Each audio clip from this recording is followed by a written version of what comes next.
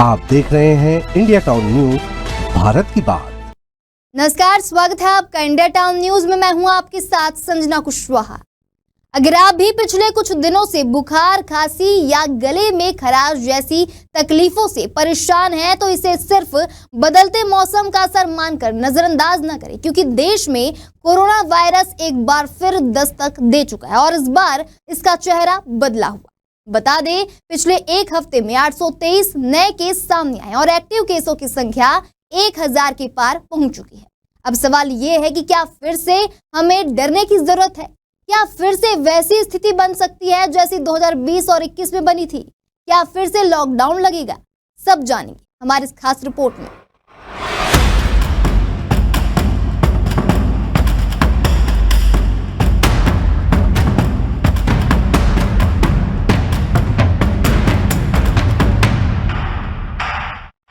देश में एक बार फिर कोविड-19 के मामले तेजी से बढ़ते जा रहे हैं। पिछले एक हफ्ते में 823 नए मरीज सामने आए और इसमें एक्टिव केसों की संख्या 1000 के पार चली गई है। केरल, दिल्ली, कर्नाटक, बिहार, छत्तीसगढ़ और हरियाणा जैसे राज्यों में नए मामलों की पुष्टि हुई है।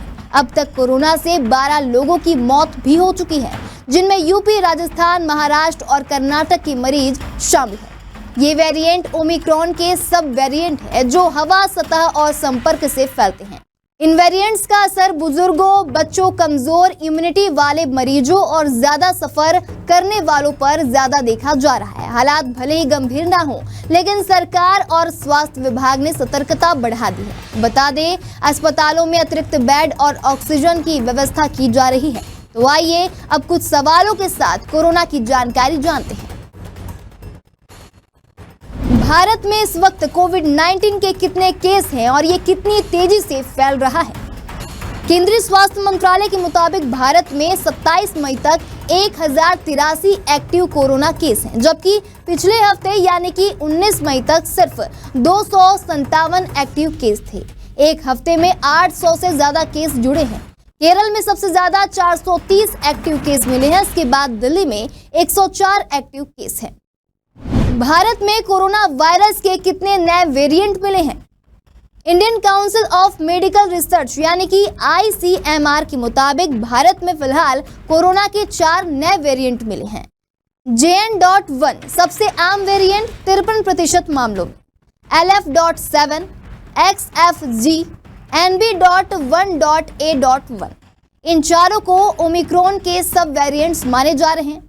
JN.1 की पहचान सबसे पहले अगस्त 2023 में लग्जमबर्ग में हुई थी और भारत में यह दिसंबर 2023 में केरल में मिला था। जिन लोगों को कोरोना की वैक्सीन लगी है, क्या उन्हें नए वेरिएंट से कोरोना हो सकता है? जिन लोगों को पहले वैक्सीन लग चुकी है, उन्हें भी कोरोना का नया वेरिएंट संक्रमित कर सकता है। यह फैलने वाला इन्फेक्शन है, इसलिए किसी पेशेंट के संपर्क में आने से ये किसी को भी हो सकता है। यानी कि पुरानी वैक्सीन डोज नए वेरिएंट के असर को नहीं रोक सकती, लेकिन यह नए वेरिएंट के खतरे को कम जरूर कर देती है। पुराने वैक्सीनेशन की इम्यूनिटी अभी भी पूरी तरह से कमजोर नहीं हुई है। यह आपके शरीर को नए वेरिएंट से लड़ने में मदद जरूर कर सकती है। कोरोना की नए वेरिएंट का सबसे ज्यादा असर किन लोगों पर पड़ रहा है? 65 साल से ज्यादा उम्र के बुजुर्ग।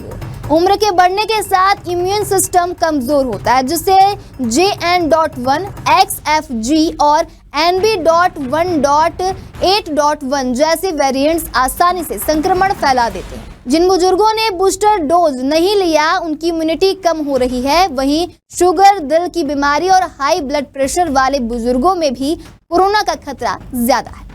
1 साल से कम उम्र वाले बच्चे। कुछ देशों में 1 साल से कम उम्र वाले बच्चे भी कोरोना की पकड़ में आसानी से आ रहे हैं। हालांकि भारत में ऐसे मामले कम हैं। हाल ही में एम्स ऋषिकेश में 3 नए मामले सामने आए, जिसमें एक बच्चा भी शामिल था। इस बच्चे को निगरानी में रखा गया है। कमजोर इम्यूनिटी वाले हर उम्र के लोग।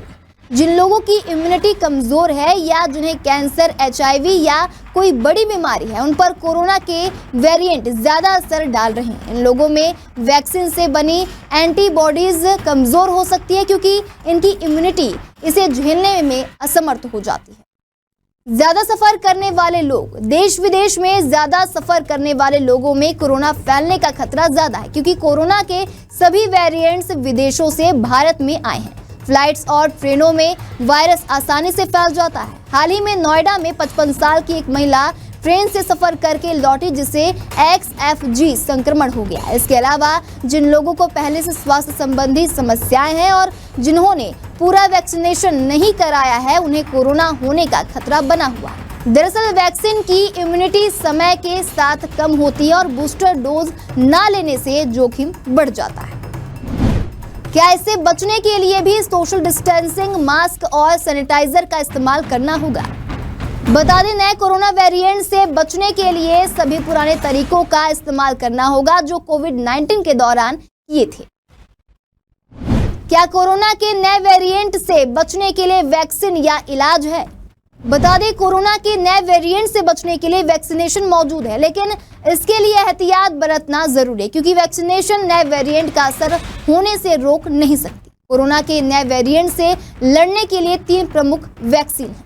फाइजर बायोएनटेक, इसे 2023-24 में अपग्रेड किया गया है। यह खास तौर पर ओमिक्रॉन XBB.1.5 और इसके सब वेरिएंट्स यानी कि JN.1, LF.7, LFG के लिए बनाई गई है। अमेरिका के सेंटर फॉर डिजीज कंट्रोल यानी कि CDC के मुताबिक यह संक्रमण को रोकने में 50 से 60% कारगर है। मॉडर्ना, इसे 2024 में अपडेट किया गया है। यह NB.1.8.1, LF.7, XFG वेरिएंट्स के लिए इस्तेमाल की जाती है। यह कोरोना के लक्षणों को हल्का और कम करने में मदद करती है। नोवावैक्स और कोवोवैक्स, यह एक ही वैक्सीन के 2 अलग अलग ब्रांड के नाम है, जिन्हें NVX-CoV2373 कहा जाता है। यह प्रोटीन सब यूनिट वैक्सीन है, जिसे SARS-CoV-2 वायरस के स्पाइक प्रोटीन के हिस्से से बनाया गया है। यह प्रोटीन वायरस की तरह दिखती है, लेकिन बीमारी नहीं फैलाती। यह JN.1 समेत सभी वेरिएंट्स के खिलाफ 80 से 90% तक कारगर है। क्या फिर से देश भर में लॉकडाउन लग सकता है? जानकारों का मानना है कि लॉकडाउन जैसी स्थिति अभी नहीं बन सकती। कोविड-19 के दौरान वायरस नया था और ह्यूमन बॉडी में उससे लड़ने की कैपेबिलिटी नहीं थी। लॉकडाउन एक स्ट्रेटेजिक इवेंट था, जिससे लोगों को संक्रमण से बचाने और मरीजों को दूर रखने के लिए हुआ था। अभी इतने गंभीर हालात नहीं है कि लॉकडाउन लगाया जाए। अभी स्थिति कंट्रोल में है और नया वेरिएंट पुराने कोविड-19 की तरह खतरनाक नहीं है। ये तेजी से फैल जरूर रहा है, लेकिन उतना ज्यादा असर नहीं डाल सकता। अगर आने वाले समय में नए और ज्यादा खतरनाक वेरिएंट्स आए तो जरूरत पड़ने पर लॉकडाउन लगाया जा सकता है, लेकिन फिलहाल ऐसा कुछ नहीं होने वाला है। हालांकि भारत सरकार ने नए वेरिएंट्स के लिए तैयारियां शुरू कर दी हैं। देश भर के अस्पतालों में एक्स्ट्रा बिस्तरों की व्यवस्था की जा रही है और ऑक्सीजन की पूर्ति भी की जा रही है। हालात चिंताजनक जरूर है, लेकिन घबराने की जरूरत नहीं है। अगर हम मास्क, दूरी, हाथ धोने और वैक्सीनेशन जैसे छोटे छोटे नियमों का पालन करें तो कोरोना को फिर से मात दी जा सकती है। फिलहाल अभी के लिए इतना ही। अगली बार फिर हाजिर होंगे एक नए विषय को लेकर। तब तक के लिए देखते रहिए इंडिया टाउन न्यूज, भारत की बात।